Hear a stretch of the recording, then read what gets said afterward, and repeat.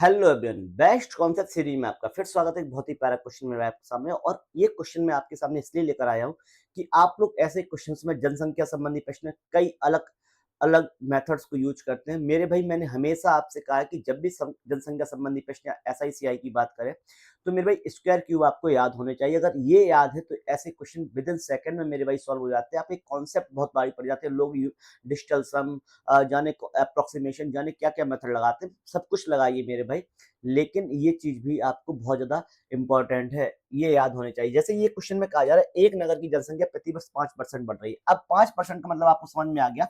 5% का मतलब कितना होता है? 1/20, अर्थात जनसंख्या कितनी 20 से 21 हो रही है, 20 से 21 हो रही है और 20 से 21 हो रही है। लगातार 3 साल की बात कर रहा था इसलिए। अब मेरे भाई 20 का क्यूब कितना होता है? 8000 होता है, और मेरे भाई 21 का क्यूब कितना होता है? 9261 होता है। बस सीधा समझ लीजिए।